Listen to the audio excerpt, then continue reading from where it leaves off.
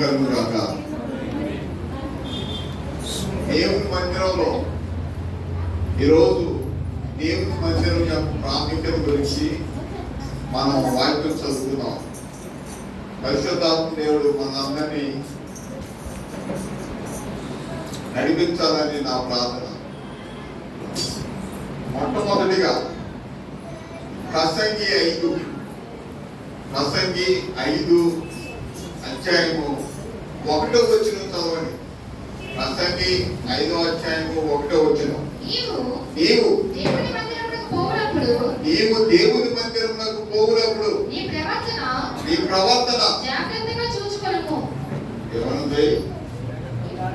నీవు దేవుని మందిరమునకు పోవునప్పుడు నీ ప్రవర్తన జాగ్రత్తగా చూసుకో. ఎందుకని? దేవదూతలు చూస్తూ ఉంటారు, దేవుడు చూస్తూ ఉంటాడు, దేవుడు ఈ మధ్యన ఉంటాడు. కానీ మనం రకరకాల కబుర్లు చెప్పుకుంటూ ఉంటాం. పాస్టర్ గారి నుండి అలా చేయబాబు అని అనౌన్స్మెంట్ చేయాలి. కానీ ఇది కనుక పాటిస్తే పాస్టర్ గారి అనౌన్స్మెంట్ చేయాల్సిన అవసరమే. నీవు దేవుని మందిరమునకు వెళ్ళినప్పుడు నీ ప్రవర్తన జాగ్రత్తగా. ప్రవర్తన అంటే ఏంటంటే అల్లరితో కూడినటువంటి ఆటపాటలు కానీ, ముచ్చట్లు కానీ, ఇంకొక మాట చెప్పాలంటే సోది కబుర్లు కానీ, చర్చిలో మంచి దేవుడు ఉన్నాడు అని మనం నమ్మి చాలా డిసిప్లైన్గా ఉంటారు. చర్చ అయిపోయిన తర్వాత ప్రసంగం గురించి మాట్లాడుకోవచ్చు, పాస్టర్ గారి గురించి మాట్లాడుకోవచ్చు, ఒకరినొకరు ఆధ్యాత్మికంగా బలపరుచుకోవచ్చు. కానీ దేవుని మందిరంలోకి వచ్చినప్పుడు నీ ప్రవర్తన జాగ్రత్తగా. నిర్గమకాండం 25వ అధ్యాయం 8వ వచనం. ఈరోజు వాక్యం దేవుని యొక్క మందిరం యొక్క ప్రత్యేకత, the importance of God church. దేవుడు ఏమని చెప్పాడు మోషేతో? నిర్గమకాండం 25వ అధ్యాయం 8వ వచనం. నేను వారిలో నివసించినట్లు వారు నాకు పరిశుద్ధ స్థలమును నిర్మింపవలెను. ఈ మందిరాన్ని ఇప్పుడు ఏమని మనం పిలవాలి? పరిశుద్ధ స్థలము. పరిశుద్ధ స్థలము. చెప్పులు ఎందుకు తీసొస్తాం? బూట్లు ఎందుకు తీసొస్తాం? బయట ఉన్నటువంటి అశుభ్రత దేవుని యొక్క మందిరంలోనికి రాకూడదని. ప్రేమటువంటి ఏం పెట్టారా? నేను వారి మధ్య నివసించినట్లు నాకు ఒక పరిశుద్ధ స్థలమును నిర్మించు. మన మధ్యలో దేవుడు నివసించాలని కోరుతున్నాడు. మన మధ్య నివసించాలని దేవుడు కోరాడు. అందుకని ఆ ఇజ్రాయేల్ గారి మందిరం చూసి ఇటువంటి మందిరాన్ని నేను చూడలేదు చెప్తాను. చాలా చక్కగా అలంకరించారు. ఈ మందిరాన్ని అంత చక్కగా అలంకరించారంటే ఒక కొత్త పెళ్లి కూతుర్ని పెళ్లి చేయడానికి తీసుకెళ్ళేటప్పుడు ఎట్లా అలంకరిస్తారో బ్యూటీ పార్లర్ తీసుకెళ్ళి, లేకపోతే బ్యూటీ పార్లర్ ఆమె వచ్చి చక్కగా ముస్తాబు చేసి తీసుకెళ్ళి పెళ్లి పెట్టుకుని కూర్చోరు. అట్లా ఈ మందిరాన్ని సిద్ధం చేశారు. అటువంటి మందిరంలో దేవుని ఆరాధించేటువంటి బిడ్డలు పరిశుద్ధమైనటువంటి ప్రవర్తనతో, భక్తితో, ప్రార్థనాపూర్వకంగా ఈ మందిరంలో మనం కూర్చోవాలి. ఈ మందిరంలో దేవుని ఆరాధించాలి. సృష్టికర్తగా దేవుడుగా ఆరాధించాలి. ఇస్సాకు యాకోబును పిలిచి కానాను దేశంలో ఉన్నటువంటి అమ్మాయిల్లో ఎవరిని నువ్వు పెళ్లి చేసుకుంటాను వీలేదు. ఎందుకని చెప్పాడు తెలుసా? వాళ్ళందరూ విగ్రహారాధికులు. ఈ కానాన్ దేశంలో ఉన్నటువంటి అమ్మాయిని ఎవరిని నువ్వు చేసుకుంటాను వినిపేదాం. ఎందుకో తెలుసా? యాకోబు అన్న పేరేంటి? ఏశావు. ఏశావు ఎవరిని చేసుకున్నాడు తెలుసా? ఇస్మాయిల్ కుమార్తెను చేసుకున్నాడు. ఇస్మాయిల్ ఎవరో తెలుసా? ఇస్మాయిల్ ఎవరు? అబ్రహాం కుమారుడు, హాగరు పుట్టినటువంటి కుమారుడు. ఇస్మాయిల్ కుమార్తెను చేసుకున్నాడు. వాళ్ళిద్దరు ఏం చేశారు తెలుసా? ఇస్సాకు భార్యని, అత్తా మామల్ని నాన్న తెప్పలు పెట్టారు. విసిగిపోయారు కోడలు దెబ్బకి. విసిగిపోయి ఈ దేశంలో ఉన్న అమ్మాయిని ఎవరిని నువ్వు చేసుకోవద్దయ్యా. ఎక్కడికి వెళ్ళు? బెత్తియేలు కుమారుడైనటువంటి లాబాను కుమార్తెలో ఒకదాన్ని నువ్వు చేసుకోని చెప్పాడు. ఒకదాన్ని చేసుకున్నాడా? ఇద్దరు చేసుకున్నాడా? ఇద్దరు చేసుకోవాల్సి వచ్చింది. ఒక ఆయన ప్రేమిస్తే ఇంకో గావించి చేశాడు వాళ్ళ మామ. పెద్ద అమ్మాయిని ఆవుకొని చిన్న అమ్మాయిని అంటిస్తాను అని ఇద్దరు చేశాడు. సో ఆ బెత్తియేలు ఇంటికి వెళ్ళేటప్పుడు, ఆ ప్రయాణం చేసేటప్పుడు చోట చీకటి పడింది. చీకటి పడ్డప్పుడు తల కింద రాయి పెట్టుకొని నిద్రపోయాడు. నిద్రపోయినప్పుడు ఆకాశానికి భూమికి నిచ్చెన వేయబడింది. భూమి నుండి ఆకాశానికి నిచ్చెన అంటుకోదు. ఆ నిచ్చెన మీద దేవదూతలు పైకి కిందకి నడుస్తున్నారు. ఆ నిచ్చెన పైన యెహోవా దేవుడు నిలబడి కలలో మాట్లాడుతున్నాడు. కలలో, దర్శనం కాదు, కలలో మాట్లాడుతున్నాడు. ఏమని మాట్లాడాడో చూద్దాం. 28వ అధ్యాయం, ఆదికాండం 28వ అధ్యాయము 15వ వచనం. 28:15. ఇదిగో నేను నీకు తోడైండి, నీ వెళ్ళు ప్రతి స్థలమందు నిన్ను కాపాడుచు ఈ దేశములకు నిన్ను మరలా రప్పించగలను. నేను నీతో చెప్పినది నెరవేర్చు వరకు నిన్ను విడువనని చెప్పగా యాకోబు నిద్ర తెలిసి నిశ్చయముగా యెహోవా ఈ స్థలమందున్నాడు, అది నాకు తెలియకపోయిందని అనుకొని భయపడి ఈ స్థలం ఎంతో భయంకరం, ఇది దేవుని మందిరమే గాని ఎవరాడు? ఇది దేవుని మందిరమే గాని వేరొకటి కాదు. తర్వాత ఏమన్నాడు చూడండి. పరలోకపు గవిని ఏమన్నాడు? పరలోకపు గవిని ఇదే అంటే దీని అర్థం ఏంటో తెలుసా? దేవుని మందిరంలో ప్రవేశించే ప్రతి ఒక్కరూ పరలోక రాజ్యంలో ప్రవేశిస్తున్నారని అర్థం. దేవుని మందిరంలో ప్రతి వారం వచ్చి కూర్చొని దేవుని ఆరాధించే వాళ్ళు పరలోక రాజ్యంలో ప్రవేశిస్తున్నారు. ఇది ఏమన్నాడు? ఇది దేవుని మందిరమే కానీ వేరొకటి కాదు. ఇది పరలోకపు గవిని. పరలోకపు గవిని అంటే అర్థం ఏంటి? ద్వారం, పరలోకానికి ద్వారం. అంటే ప్రతి శనివారం కానీ, ప్రతి శుక్రవారం కానీ, మధ్యలో బుధవారం కానీ, మంగళవారం కానీ ఎప్పుడైనా సరే దేవుని మందిరానికి రావటం అనేది ఒక అదృష్టం, ఒక ఆశీర్వాదం. ఒకసారి మీరు ఆలోచించండి. నేను ఇక్కడ కూర్చున్నవాడు, మీ ఇల్లు బాగుంటుందా, చిచ్చి బాగుంటుందా? చాలా మంది మనశ్శాంతి లేకపోతే మందిరానికి వచ్చి ప్రార్థన చేసుకుంటారు. మనశ్శాంతి లేకపోతే మందిరానికి వచ్చి ప్రార్థన చేసుకుంటారు. కోరికలు ఉంటే దేవుని మందిరానికి వచ్చి ప్రార్థన చేసుకుంటారు. మీరు ఈ మందిరం చూసి ఎప్పుడన్నా దేవుడిని జ్ఞాపకం చేసుకున్నారో లేదో తెలియదు, కానీ ఈ రోడ్డు మీద వెళ్ళి పోయే వాళ్ళు అన్యులు కానీ, ముస్లిమ్స్ కానీ ఈ మందిరం దగ్గరికి వచ్చినప్పుడు దేవుని నామం చేసుకుంటారు. వాళ్ళకి తెలుసు ఈ మందిరం యొక్క ప్రత్యేకత. ఈ మందిరంలో దేవుడు ఉన్నాడని అన్యులకు తెలుసు.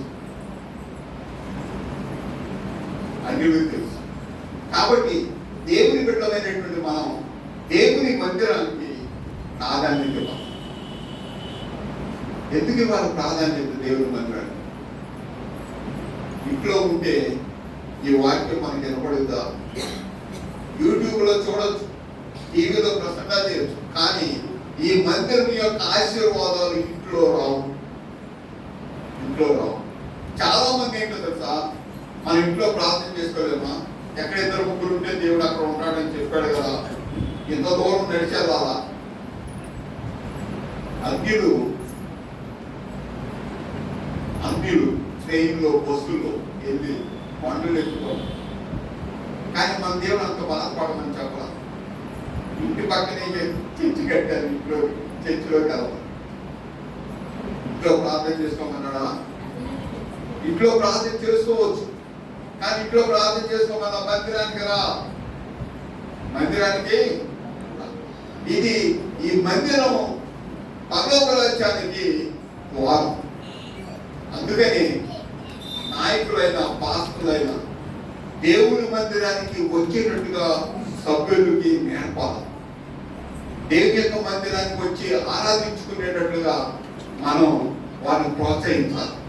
దేవుని యొక్క మందిరంలో ఉన్నటువంటి ఆశీర్వాదములు వాళ్ళని తెలియపరచాలి.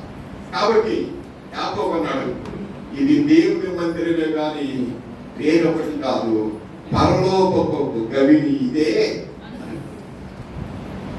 రెండో కథ, దావీదు మహారాజు చాలా గొప్ప రాజు. అనేక మంది భార్యలు ఇచ్చాడు దేవుడు, కానీ సాతాను ప్రవేశించాడు దావీదు మహారాజు. ప్రవేశించి ఆయన బెత్షెబ అనేటువంటి ఆమెతో వ్యభిచరించాడు. బెత్షెబ ఒక సైనికుడి భార్య. ఆమెతో వ్యభిచరించిన తర్వాత దేవుడు శపించాడు. దేవుడు అన్నాడు, నీవు గొర్రెలు కాచుకునేటువంటి కాపరిని నేను తీసుకొచ్చి ఇశ్రాయేలు సింహాసనం మీద నేను రాజుగా చేశాను. సౌలు యొక్క భార్యను నీకు ఇచ్చాను, అనేక మంది భార్యను నీకు ఇచ్చాను. ఇది చాలదు అని నువ్వు అడిగినట్లయితే నేను ఇంకా ఇచ్చేవాడిని. కానీ నువ్వేం చేశావు? గిరియా భార్య అయినటువంటి బెత్షెబతో వ్యభిచరించి పాపం చేశావు కాబట్టి నీకు పుట్టబోయే బిడ్డ చచ్చిపోతాడని చెప్పాడు. నీకు పుట్టబోయే బిడ్డ చనిపోతాడు. అప్పుడు దావీదు ప్రలాపించి ఏడ్చి దేవుని మందిరానికి వెళ్ళి ఉపవాసం ఉండి ప్రార్థన చేస్తాడు. దేవుడు విన్నాడు ఆ ప్రార్థన?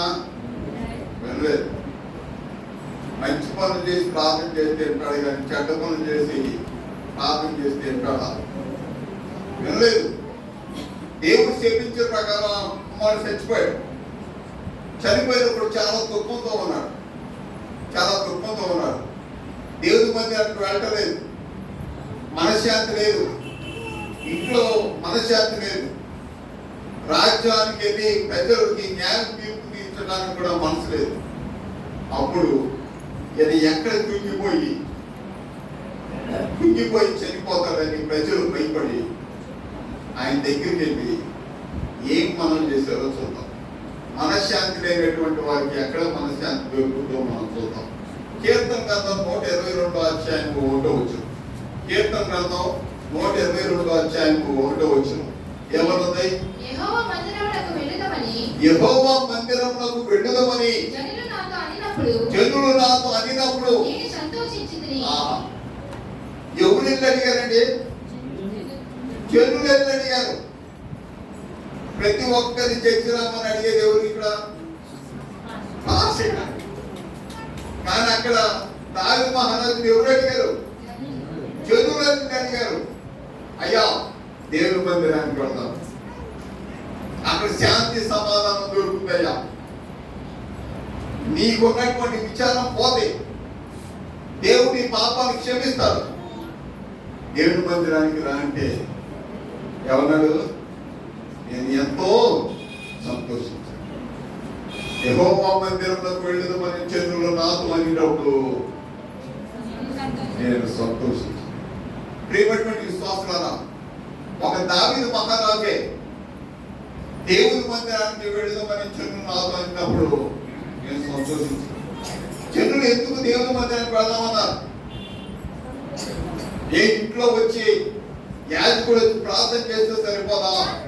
ప్రవక్త వచ్చి ప్రార్థన చేస్తే సరిపోదా? కాదు. ఎక్కడికి వెళ్ళాలి? దేవుని యొక్క ప్రియమైన దేవుని బిడ్డలారా, ఈరోజు ప్రతి కుటుంబంలో సమస్య లేని వాళ్ళు ఎవరైనా ఉన్నారా? చేతులెత్తండి. సమస్య లేని వాళ్ళు ఎవరైనా ఉన్నారా? ఆ సమస్యలకి పరిష్కారం ఏంటో తెలుసా?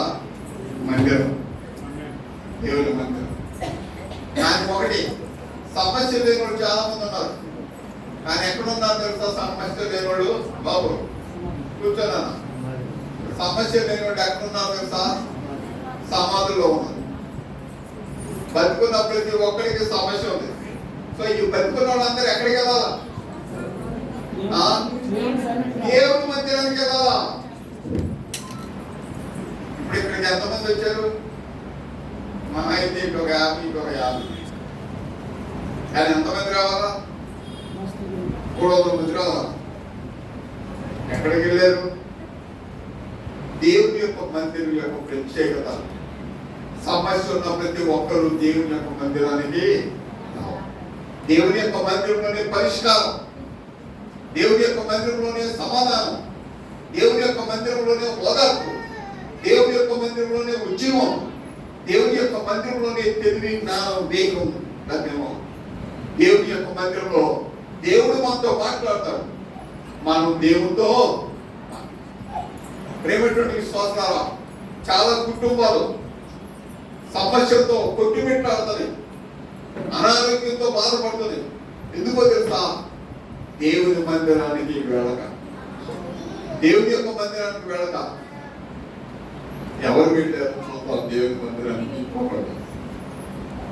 మొదటి సమూయేలు 1వ అధ్యాయం, మొదటి సమూయేలు 1వ అధ్యాయంలో అన్న, ఆమె బిడ్డలు లేరు, కానీ ఆమె భర్తకి ఇంకొక భార్య ఉంది, ఆమె బిడ్డలు లేరు. ఈమెని గుడ్రాలని హేళన చేస్తున్నారు. గుడ్రాలని హేళన చేస్తుంటే ఆమె దేవుని మందిరానికి వెళ్ళింది. సిలోహులో దేవుని మందిరం.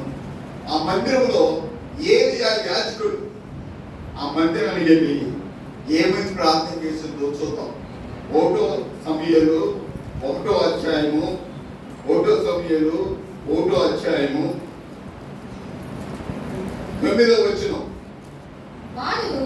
వారు షిలోహులో అన్నపానములు పుచ్చుకొనిన తరువాత అన్నా లేచి యాజకుడైన ఏలీ మందిర స్తంభము దగ్గర ఉన్న ఆసనం మీద కూర్చొని ఉండగా ఒక దుఃఖక్రాంతురాలై వచ్చి యెహోవా సన్నిధిని ప్రార్థన చేయుచు బహుగా ఏడ్చుచు,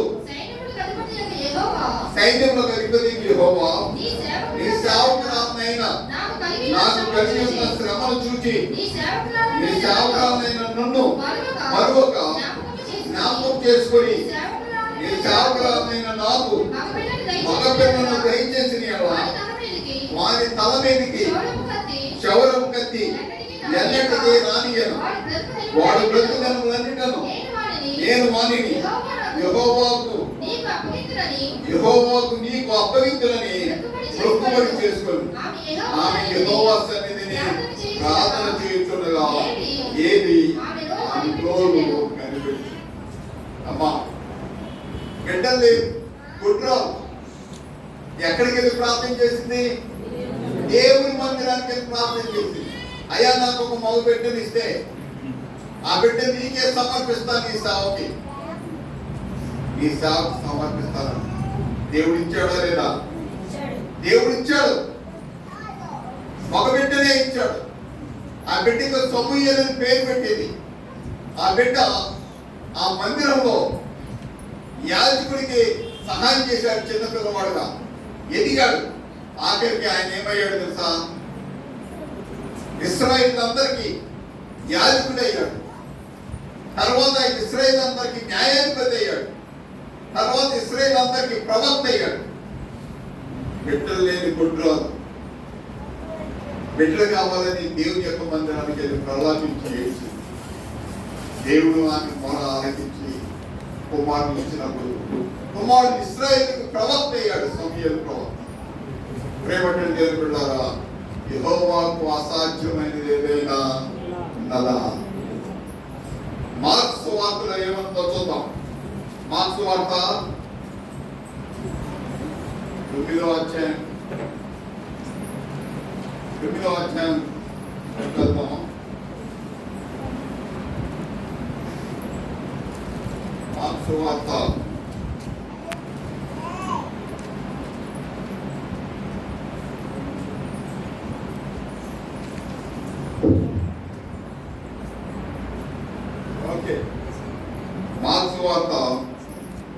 9వ అధ్యాయము 23వ వచనం.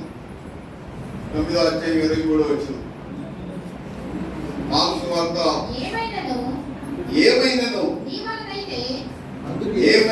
నీ వలనైతే మా మీద కనికరపడి మాకు సహాయం చేయమను.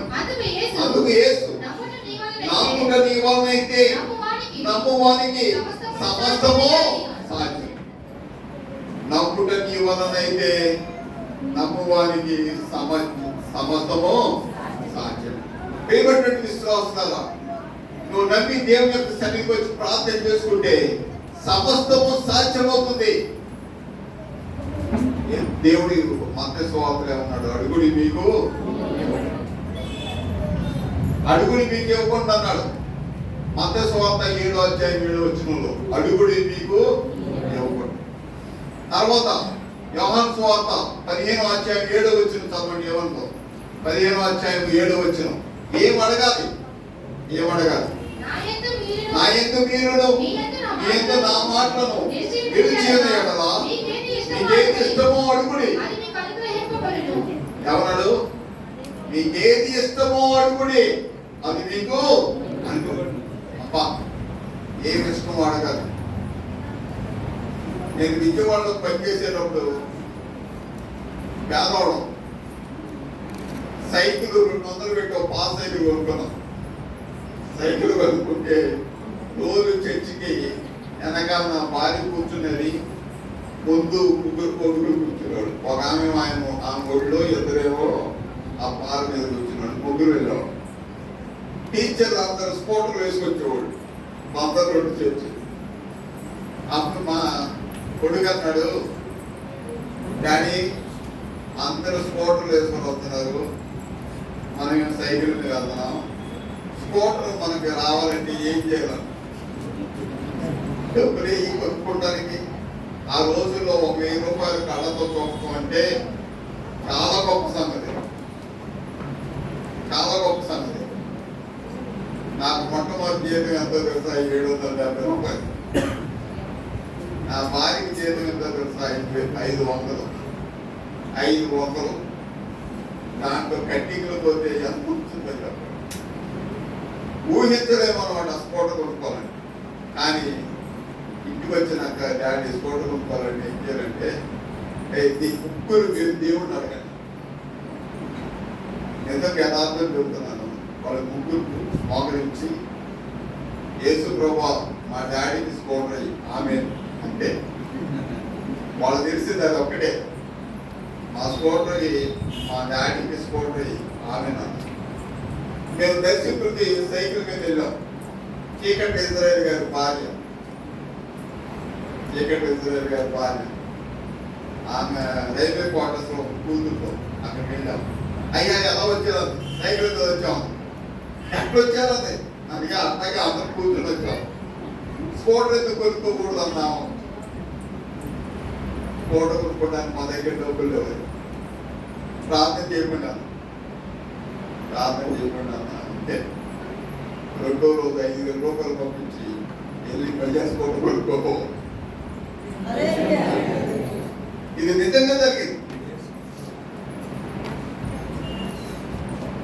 అడుగుడి మీకు నా యందు మీరును మీ యందు నా మాటలను నిలిచి ఉన్న యెడల మీకేది ఇష్టమో అడుగుడి, అది మీకు అనుగ్రహం. అందుకని అపోస్తలుడు ఫిలిప్పీయులకు రాసిన పత్రిక 4వ అధ్యాయం 19వ వచనంలో ఏముంది? ఫిలిప్పీయులకు రాసిన పత్రిక 4వ అధ్యాయం 19వ వచనం. కాగా దేవుడు తన ఐశ్వర్యము చొప్పున క్రీస్తు యేసునందు మహిమలో మీ ప్రతి అవసరము మీ ప్రతి అవసరము తీరుస్తాడు దేవుడు. దేవుడు ప్రభా నీవే నాకు దిక్కు, నాకు అవసరం ప్రభా అని నువ్వు ప్రార్థన చేసి అడుగు, నీకు అవసరాన్ని దేవుడు తీరుస్తాడు. కీర్తన గ్రంథం 20వ అధ్యాయం 4వ వచనం నాకు చాలా ఇష్టం. కీర్తన గ్రంథం 20వ అధ్యాయం 4వ వచనం. నీ కోరికను సిద్ధింపజేసి నీ ఆలోచన యావత్తు సమకూర్చును. కోరికలు ఎంతమంది మనకి చేతులు ఎత్తండి. కొంతమంది ఎత్తట్లా. ఎంతమంది నీకు కోరికలు ఉన్నాయి కానీ ఎత్తట్లా, నెరవేరపోయి ఎత్తితే నెరవేరుతాయి. అందరికీ కోరికలు ఉన్నాయి, కోరికలు లేని వాళ్ళు ఎవరు లేరు. దేవుడు ఏమన్నాడు? ఈ కోరికను సిద్ధింపజేసి మీ ఆలోచన యావత్తు సఫలపడు. అమ్మా, మీకు ఎప్పుడైనా సరే ఏదైనా సమస్య వచ్చినప్పుడు, ఏదైనా కష్టం వచ్చినప్పుడు ఈ వాగ్దానాలు చదివి ప్రార్థన చేయండి. ప్రభా ఈ గ్రంథం ఈ కోరికను సిద్ధింపజేసి మీ ఆలోచన యావత్తు సఫలపరుస్తానన్నావు, నెరవేర్చు ప్రభా. దేవుడు తన ఐశ్వర్యం చొప్పున క్రీస్తు యేసునందు మహిమలో మీ ప్రతి అవసరం తీరుస్తానన్నా. అవసరం ఇదయ్యా, తీర్చు ప్రభా అని ప్రార్థన చేయి. దేవుడు తీరుస్తాడో లేదు నువ్వే పరీక్షించి. దేవుడు తన వాగ్దానాన్ని నెరవేరుస్తాడు. మాట తప్పని వాడు చేసుకో. తర్వాత ఇప్పుడు ఇంకో కథ చెబుతున్నాను. ఈ కథ చెప్పిన తర్వాత సొలొమోను చేసిన ప్రార్థన చదివేసేసి నేను ముగిస్తాను. ఈ కథ హిజ్కియా గురించి ఏంటంటే, యోధా దేశాన్ని హిజ్కియా పరిపాలిస్తాడు. సెనకెరీబు అనేటువంటి ఉన్నాడు, అసీరియా దేశానికి చెందిన రాజు. ఆయన ఒక ఉత్తరం పంపాడు. ఒక ఉత్తరం పంపి, నీవు నాకు సరెండర్ అయిపో, నీవు నీ ప్రజలంతా నాకు సరెండర్ అవ్వండి, లేకపోతే మిమ్మల్ని నేను దాసులుగా తీసుకెళ్ళిపోతాను. నీవు యెహోవా నీ దేవుడే నమ్ముతున్నావేమో. నేను నా తండ్రి చుట్టుపక్కల రాజ్యాలన్నింటినీ జయించాం, ఏ ఒక్కరు కూడా మా ముందు నిలబడలేదు, అందరూ మాకు దాసులయ్యారు. కాబట్టి నీ దేవుడైన యెహోవా కూడా నిన్ను మా చేతుల నుంచి విడిపించలేడు అన్నాడు. అబ్బా, అదే దేవుడు ఏమన్నాడు తెలుసా?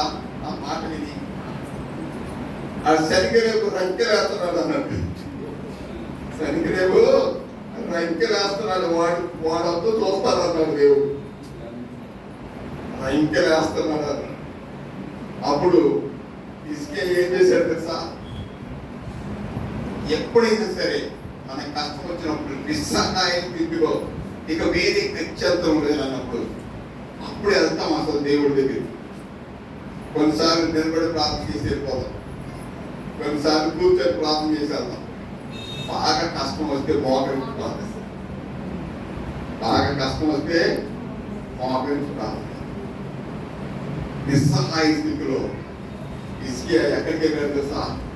ఆ ఉత్తరం తీసుకొని దేవుని మందిరానికి వెళ్ళాడు. దేవుని మందిరానికి వెళ్ళి ఆ ఉత్తరం తీసుకొని ఏం చేశాడు తెలుసా? ఇదిగో ఎటు వస్తే కనపడతాను. ఉత్తరం తీసుకొని ఎంత ఫోల్డ్ చేసి ఉత్తరం ఇది తీసి నేల మీద పరిచి ఏమని ప్రార్థన చేశాడు తెలుసా? యెహోవా దేవా, సెనకెరీబు ఈ ఉత్తరంలో ఏమి రాశాడో నీ చెవులతో విను అన్నాడు. అనాలా మాట దేవుడిని? అన్నవసరం. అంటే ఈయన నిస్సహాయ స్థితిలో తప్పనిసరిగా అనాలా, అంటే నువ్వు తప్పనిసరిగా వినమని. ఈ ఉత్తరంలో సెనకెరీబు ఏమి రాశాడో విను అన్నాడు చెవుడిని. తర్వాత అన్నాడు కదా, ఈ ఉత్తరంలో ఏమి రాశాడో నీ కళ్ళు తెరిచి చూడన్నాడు. కళ్ళు తెరపడి చూస్తాడు దేవుడు, కళ్ళు తెరపడి చూడొచ్చు. ఆయన అన్నాడు, నీ కన్నులు తెరిచి ఈ ఉత్తరంలో సెనకెరీబు చూడను అన్నాడు. అయ్యా దివ్య పాముని ఈ గొప్ప సైన్యంతో పోరాడే పాముత మాకు నీవే మాకు దిక్కు. అవునయ్యా, ఆ శరీరము వేరే దేశం యొక్క రాజుల్ని జయించాడు, వాళ్ళని దాసులుగా తీసుకెళ్ళాడు. నిజమే, ఎందుకో తెలుసా? వాళ్ళ దేవతలు దేవుడు కాదయ్యా, కర్రతో రాయితో చెక్కతో కొంపలయ్యేవాడు. అందుకని వాళ్ళందరూ జయించాడు. కానీ నువ్వు జీవము గల దేవుడు, నీవు జీవము గల దేవుడు. నిన్ను దూషించుటకు సరికరేపు ఎవడన్నాడు? ఏమన్నాడు? నిన్ను దూషించుటకు సరికరేపు ఎవడు? ఆయన ప్రార్థన చేసినప్పుడు ఏం చేశాడు తెలుసా? ఎంతమంది సైన్యంతో వచ్చాడు కదా? సరికరేపు 185,000 మంది సైన్యంతో వచ్చాడు. అటువంటి సైన్యంతో ఎవడన్నా పోరాడగలదా? పోరాడలేదు. అప్పుడు ప్రార్థన ఆలకించాడో లేదో చూడండి. దేవుడు ఆ ప్రార్థన ఆలకించి ఒక దేవదూతను పంపించాడు. ఒక్క దేవదూతను పంపిస్తే రాత్రే 185,000 మంది సైన్యాన్ని హతమార్చాడు దేవుడు. తెల్లవారేది చూసినప్పుడు అందరూ మృత కళేబరాలుగా పడిపోయి ఉన్నారు. అది మానవుడికి సాధ్యమా? నిస్సహాయ స్థితిలో ఏంటి ప్రార్థన చేశాడు హిజ్కియా. దేవుడు సమాధానం ఇచ్చాడు. యెషయా గ్రంథం 38వ అధ్యాయం. పాస్గా నిజం చెబుతున్నాడు అబద్ధం చెబుతున్నాడు అని అనుకోవచ్చు. యెషయా గ్రంథం 37వ అధ్యాయం. యెషయా గ్రంథం 37వ అధ్యాయంలో ఈ కథ చెప్పబడింది. ఓకే, ఇదిగోండి నేను గమం చదువుతున్నాను. 14వ వచనం నుండి. హిజ్కియా 37వ అధ్యాయం 14వ వచనం నుండి. హిజ్కియా దూతల చేతుల నుండి ఆ ఉత్తరం తీసుకొని చదివి యెహోవా మందిరంలోకి పోయి చూడండి ఎక్కడికి వెళ్ళాడు? యెహోవా మందిరానికి వెళ్ళాడు. యెహోవా మందిరంలోకి పోయి యెహోవా సన్నిధిని దాని విప్పి పరిచి యెహోవా సన్నిధిని ఇట్లని ప్రార్థన చేశాను. యెహోవా ఎరుగుల మధ్యలో నివసించుచున్నాను ఇశ్రాయేలు దేవా, భూమి ఆకాశములను కలుగు చేసిన అన్య దేవా, నీవు లోకమందున్న సకల రాజ్యములకు దేవుడవై ఉన్నావు. సైన్యముల అధిపతి యెహోవా, చెవియొగ్గి ఆలకించుము. యెహోవా అదిగో చూసావా ఏమన్నాడు? పన్నులు తెరిచి దృష్టించుము. తర్వాత ఏమన్నాడు? జీవము గల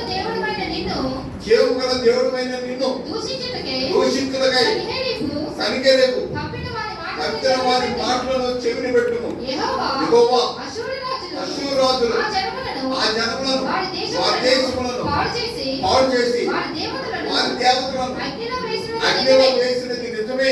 ఆ రాజ్యముల దేవతలు నిజమైన దేవుడు కాక మనుషుల చేత చేయబడిన కర్రలు రాళ్ళు గాని దేవతలు కావు కనుక వారు వారిని నిర్మూలం చేసి యెహోవా లోకమందున్న నీవే నిజముగా నీవే అద్వితీయ దేవుడవని యెహోవావని సమస్త జనులు తెలుసుకున్నట్లు అద్వితీయ దేవుడవని యెహోవావని సమస్త జనులు తెలుసుకున్నట్లు అతని చేతుల నుండి మమ్మల్ని ఏం ప్రార్థన చేశాడండి? అప్పుడు దేవుడు దేవదూతను పంపించి ఏం చేశాడో చూద్దాం. 35, 36, 37 వచ్చింది. 37వ అధ్యాయం 35, 36, 37. నా నిమిత్తము నా సేవకుడైన దావీదు నిమిత్తము నేను ఈ పట్టణమును కాపాడి రక్షించుదును. అంతటా యెహోవా దూత బయలుదేరి అష్షూరు వారి తట్టుపేటలో 185,000 మందిని చూడండి. అష్షూరు వారి తట్టుపేటలో 185,000 85,000 మందిని కొట్టెను. ఉదయమున ఉదయమున జనులు లేవగా జనులు లేవగా వారందరూ మృత కళేబరములుగా ఒక్క దేవదూత 185,000 మందిని హతమార్చారు. అది హిజ్కియాకి సాధ్యమేనా? హిజ్కియా సైన్యానికి సాధ్యమా? అది దేవునికి సాధ్యం. అది దేవునికి సాధ్యం. ప్రేమైన దేవుని బిడ్డలారా, మరి ఒకసారి మార్క్స్ వార్తలోకి వెళదాం. మరొకసారి మార్క్స్ వార్తలోకి వెళదాం.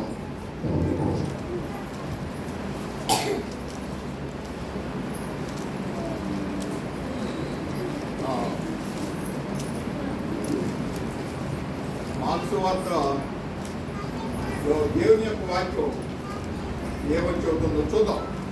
ఇది 10వ అధ్యాయం. మార్క్స్ వార్త 10వ అధ్యాయం. మార్క్స్ వార్త 10వ అధ్యాయం 26, 27 వచ్చిన. అందుకు వారు అత్యధికంగా ఆశ్చర్యపడి అట్లయితే ఎవరు రక్షణ పొందగలడని ఆయన అడిగారు. యేసు వారిని చూసి ఇది మనుషులకు అసాధ్యమే కానీ దేవునికి అసాధ్యము కాదు. దేవునికి సమస్తమును సాధ్యమే అనేను. దేవునికి సమస్తము సాధ్యమే. బొడ్రాలు కనుక తెలవగలడు. 185,000 మంది శత్రు సైన్యాన్ని హతమార్చగలడు. ప్రేమైనటువంటి విశ్వాసులారా, యెహోవాకు అసాధ్యమైనది ఏదైనా ఉన్నదా? ఆ మాట మీకు చదివి వినిపిస్తాను. ఎక్కడ తెలుసది? ఆదికాండంలో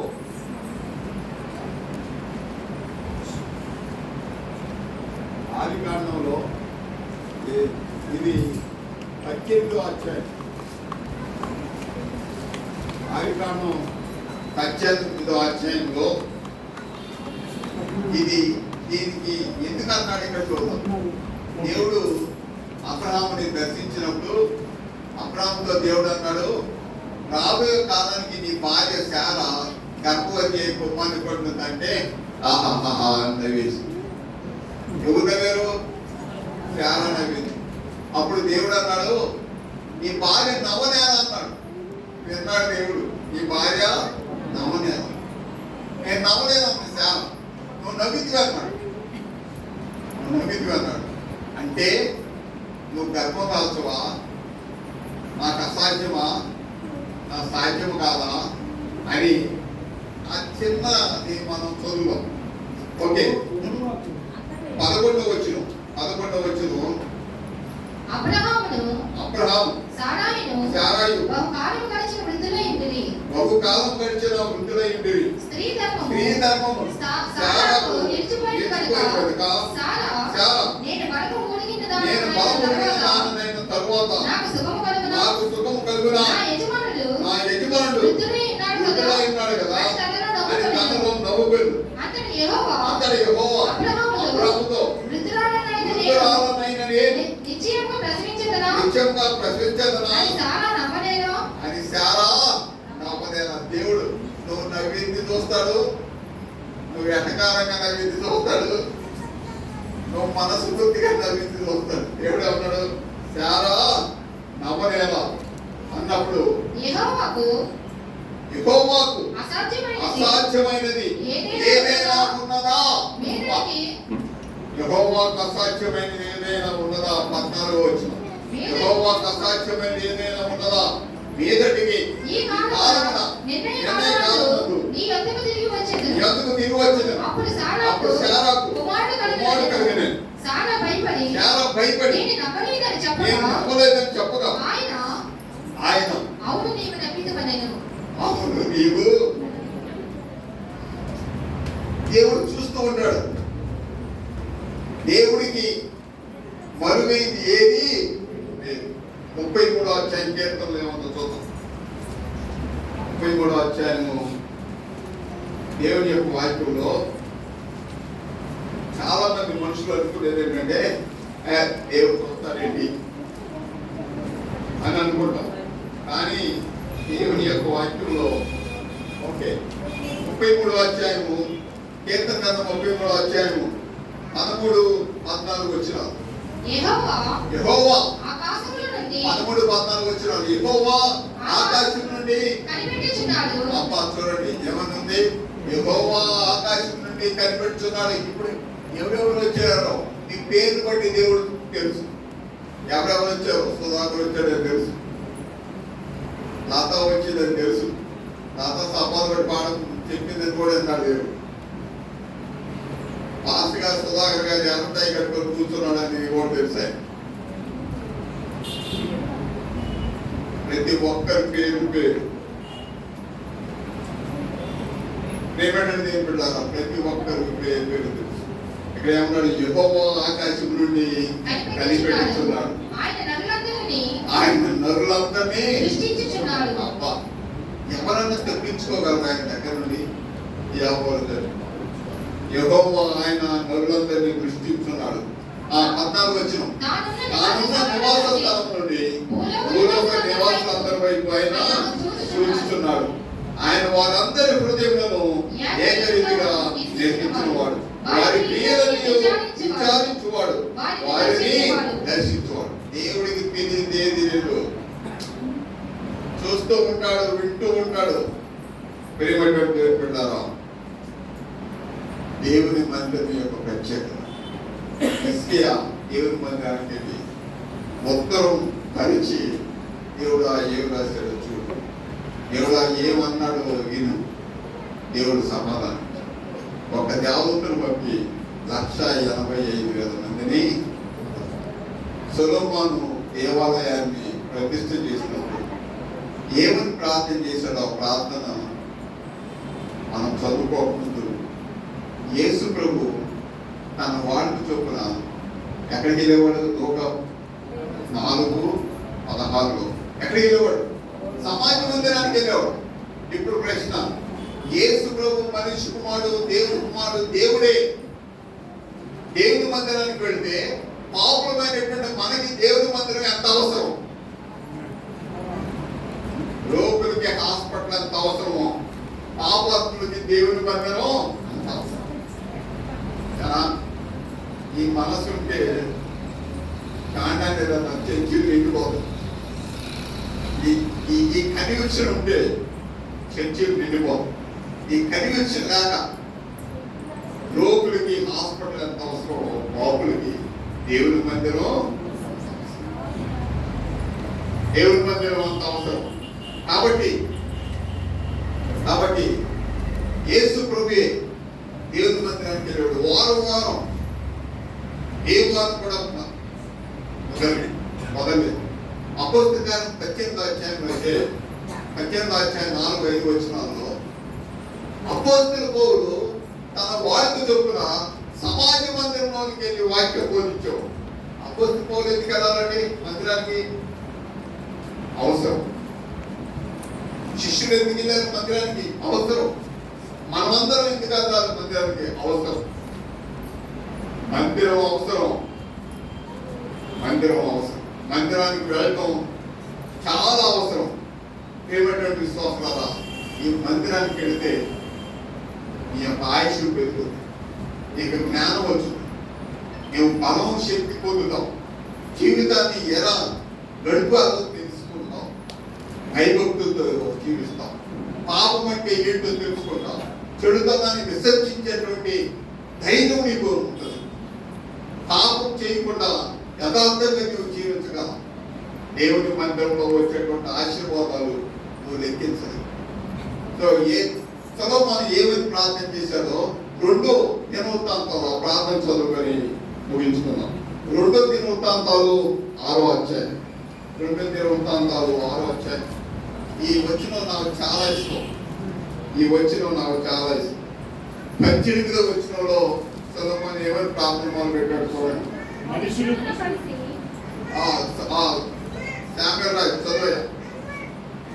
మనుషులతో కలిసి దేవుడు భూమి యందు నివాసము చేయనా మనుషులతో కలిసి దేవుడు భూమి యందు నివాసము చేయనా. చదువు. మహాకాశములు నిన్ను చ- నిన్ను పట్టజాలవే.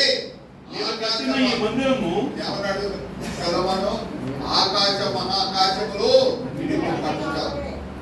యెషయా అన్నాడు కదా, ఆకాశం నా సింహాసనం, భూమి నా పాదం. సో సొలొమోను అన్నాడు, ఆకాశ మహాకాశములు నిన్ను పట్టజాలవే, నేను కట్టిన ఈ మందిరము నిన్ను పట్టునా. ఇప్పుడు నేను ఒక ప్రశ్న అడుగుతాను, పట్టునా అని ప్రశ్న వేశాడు. ఈ మందిరం దేవుడు పట్టుదా లేదా? ఆకాశ మహాకాశాలు దేవుడు పట్టజాలవు కానీ ఈ మందిరం పట్టుది. ఎందుకో తెలుసా? ఈ మందిరంలో ఆయన్ని ప్రేమించినటువంటి భక్తులు ఉన్నారు కాబట్టి. ఆకాశ మహాకాశాలు దేవుడు పట్టజాలం, దేవుని యొక్క మందిరం పట్టు. నీ హృదయమే నాకు ఆలయం. మన హృదయంలో పట్టినటువంటి దేవుడు ఆకాశ మహాకాశాలు పట్టదు. కాబట్టి తర్వాత ఏమన్నా చేస్తాం? 20వ వచనం నీ సేవకులు ఈ తట్టు తిరిగి చేయి విన్నపములను వినుటకై నా నామమును అతడు ఉంచెదనని నీవు సెలవించిన స్థలముననున్న ఈ మందిరం మీద నీ కను దృష్టి రాత్రి పగళ్ళు నిలుచునుగాక. ఇదేంటండి? నీ కను దృష్టి రాత్రి పగళ్ళు ఈ మందిరం మీద నిలుచునుగాక అంటే ఏంటో తెలుసా? ఎవరు ఏ సమయంలో దేవుని మందిరానికి వస్తారో తెలియదు, ఎటువంటి పరిస్థితుల్లో దేవుని మందిరానికి వస్తారో తెలియదు, ఎటువంటి అవసరాలతో దేవుని మందిరానికి వస్తారో తెలియదు, ఎటువంటి కష్టసుఖాల్లో దేవుని మందిరానికి వస్తారో తెలియదు, ఎటువంటి వ్యాధి బాధల్లో దేవుని మందిరానికి వస్తారో తెలియదు. ప్రభా, నీ పగళ్ళు నీ కను దృష్టి మందిరం మీద నిలుగా. దేవుడు చూసి భక్తుల ప్రార్థన ఆలకించి భక్తుల అవసరాలు తప్పనిసరిగా తీరుస్తాడు. తర్వాత ఇంకా 2 వచనాలు ఉన్నాయి. ఆయన ప్రార్థన ప్రాముఖ్యమైంది. దేవుని మందిరానికి వెళ్ళి ఎప్పుడు ప్రార్థన చేయమన్నాడు చూద్దాం. 28, 29, 30, 31 వచనాలు. 2 దినవృత్తాంతాలు 6వ అధ్యాయము 28, 29, 30, 31 చదువుకున్నాం. దేశమందు కరువు గాని తెగులు గాని కనబడినప్పుడైనను, మార్పు దెబ్బ గాని, చింతపట్టు గాని తగినప్పుడైనను, మిడతలు గాని, చీడ పురుగులు గాని దండు దిగినప్పుడైనను, వారి శత్రువులు వారి దేశపు పట్టణములలో వారిని ముట్టడి వేసినప్పుడైనను, ఏ బాధ గాని వినండి, ఏ బాధ గాని ఏ రోగము గాని వచ్చినప్పుడైనను ఎవడైనను ఇశ్రాయేలీయులకు ఈ జనులందరూ కలిసైనను నొప్పి గాని కష్టము గాని అనుభవించుతూ ఈ మందిరము తట్టు చేతులు చాపి చేయు విన్నపములనియు ప్రార్థననియు నీ నివాస స్థలమైన ఆకాశమందు నుండి నీవు ఆలకించి క్షమించి నీవు మా పితరులకు ఇచ్చిన దేశమందు వారు తమ జీవిత కాలమందు నీ యందు భయభక్తులు కలిగి ఈ మార్గములలో నడుచున్నట్లుగా వారి హృదయములను ఎరిగి ఉన్న నీవు వారి సకల ప్రవర్తనకు తగినట్టు ప్రతిఫలము దయచేయుదుగాక. ఎప్పుడు రావాలన్నాడు? దేవుని మందిరానికి వచ్చి ప్రార్థన చేయమన్నాడు. బాధ గాని కష్టము గాని నొప్పి గాని వ్యాధి గాని కరువు గాని, ఇంకా ముందు చదివితే భూమి మీద వర్షం కురవకపోతే దేవుని మందిరానికి వచ్చి ప్రార్థన చేయమన్నాడు. కరువు వస్తే దేవుని మందిరానికి వచ్చి ప్రార్థన చేయమన్నాడు. నొప్పి కలిగితే దేవుని మందిరానికి వచ్చి ప్రార్థన చేయమన్నాడు. బాధ కలిగితే, కష్టం కలిగితే, వ్యాధి కలిగితే దేవుని మందిరానికి వచ్చి ప్రార్థన చేయి. దేవుడు ఆకాశం ముందు నీ ప్రార్థన ఆలకిస్తాడు, నీ అవసరాలు తీరుస్తాడు. ప్రభువా, వారి అవసరాలు తీర్చు. అసలు ఇంకో చోట చదివితే అసలు ఆశ్చర్యం వేసింది. అన్ని జనులు నీ మందిరానికి వచ్చి, క్రైస్తవులే కాదు, బాప్తిసం తీసుకున్నవాడే కాదు, అన్ని జనులు నీ మందిరానికి వచ్చి ప్రార్థన చేస్తే వాళ్ళ ప్రార్థన ఆలకించుకోవాలి. ఇది ఒకసారి నేను చూపిస్తాను. అని చెప్పి నేను ముగిస్తాను. ఇదిగోండి 34వ వచనం. నీవు నీ జనులు నీవు పంపిన మార్గమందు నీవు కాదు అమ్మ 33వ వచనం. నీ నివాస స్థలముకు ఆకాశం నుండి నీవు వారి ప్రార్థన అంగీకరించి నీ జనులకు ఇశ్రాయేలును తెలుసుకున్నట్లు భూజనులందరూ నీ నామమును తెలుసుకొని నీ యందు భయభక్తులు కలిగి నేను కట్టిన ఈ మందిరమునకు నీ పేరు పెట్టబడినని గ్రహించినట్లుగా ఆ అన్యులు అన్యులమ్మ నీకు మొరపెట్టిన దాన్ని ఎవరికన్నాడు? ఆ అన్యులు నీ మందిరానికి వచ్చి మొరపెడితే దయచేయి అన్నాడు వరకు. అందుకని యేసు ప్రభు మార్క్సు వార్త 11వ అధ్యాయంలో ఏమన్నాడు చూడండి. మార్క్సు వార్త 11వ అధ్యాయంలో 16వ వచనం 16-17 దేవాలయం గుండా ఏ పాత్ర అయినను ఎవరిని తేనీయకుండెను. యేసు ప్రభు ఏమన్నాడు? మరియు ఆయన బోధించుచు నా మందిరం సమస్తమైన అన్య జనులకు ప్రార్థనా మందిరం అనబడును. ఆమేన్. అన్నాడు నా మందిరము సమస్తమైన అన్య జనులకు ప్రార్థనా మందిరం అనబడును. ఒక క్రైస్తవులకే కాదు, ఒక సౌందర్య వారికే కాదు. ప్రేమటువంటి పిల్లల మనం ఏం చేస్తున్నామో తెలుసా? మన చర్చిలో సామాన్ పెట్టేసి వారం అంతా తలుపు వేసి పెట్టాలి. ఎవరు రాకూడదు, ఎవరు చూడకూడదు. మనకే భాస్కర్ మనకే. మీరేం చేస్తారంటే ప్రతి ఒక్కళ్ళు ప్రతిరోజు ఉదయం కానీ సాయంత్రం కానీ రాత్రి కూడా కానీ వచ్చి మందిరంలో ప్రార్థన చేసుకుంటానికి అవకాశం కల్పించండి. మీకు కావాల్సిన సామాగ్రి డబ్బు కానీ చందాలు కానీ అన్ని యాపిల్ పేరు కానీ లోపల పెట్టి తలుపేసి ఈ తలుపు తీసి ఉంచండి. వాళ్ళు నేను చెప్పేది నాయకులకు కొద్ది కష్టం అవ్వచ్చు, దొంగలు రావచ్చు కదా, స్పీకర్లు తీసుకెళ్ళవచ్చు కదా అంటారు. కానీ ఎవరుంది? నా మందిరము సమస్తమైన అన్య జనులకు సముద్రం వరకే నా సినిమాను తలుపు తీసేది. వీళ్ళంతా ఎవరు తలుపు తీయాలా? రాష్ట్రం గారు నా మందిరము సమస్తమైన అన్య జనులకు. అది కనుక మనం తలుపు తీసి ఎవరైనా ఎప్పుడైనా వచ్చి ప్రార్థన చేసుకోవచ్చు అని అవకాశం కల్పించగలిగితే అనేక మంది దేవుని యొక్క మందిరంలోనికి వస్తారు. ఎందుకో తెలుసా? ఆఖరిగా ఒక వచ్చిన చదివి ముగిస్తాను. యెషయా గ్రంథం 2వ అధ్యాయం. యెషయా గ్రంథం 2వ అధ్యాయం. నేను టైం చూసుకుంటాను. ఇప్పుడు 12 అయింది, ఒక 2 నిమిషాలు ముగిస్తాను. యెషయా గ్రంథం 2వ అధ్యాయంలో చాలా మంది అంటారు మా సముద్ర చర్చికి పోతారండి, మా సముద్ర చర్చిలో తక్కువ మంది ఉంటారు. కానీ యేసు ప్రభు రాకముందు జరిగే ప్రవచనం ఏంటో తెలుసా? నెరవేరుత ప్రవచనం 2వ అధ్యాయము 2-3 వచ్చిన అంత్య దినములలో పర్వతము పైన యెహోవా మందిర పర్వత శిఖరమున స్థిరపరచబడి కొండల కంటే ఎత్తుగా ఎత్తబడదు. ప్రవాహము వచ్చినట్లు సమస్త అన్య జనులు సామ్రాజ్యం ఏమన్నది? సమస్త అన్య జనులు ఎట్లా వస్తారు? ప్రవాహం వల్లే వస్తారు. ప్రవాహం వల్లే వస్తారు. ఏ చర్చికి వస్తారు కూడా ఉంది ఇక్కడ. ప్రవాహం వల్లే అన్య జనులు దానిలోనికి వచ్చేది. 3వ వచనం. ఆ కాలమున సియోనులో నుండి ధర్మశాస్త్రము యెరూషలేము నుండి యెహోవా బయలువెళ్ళు. జనములు వచ్చి యాకోబు దేవుని యాకోబు దేవుని మందిరమునకు యెహోవా యెహోవా పర్వతమునకు మనము వెళ్ళుదము రండి.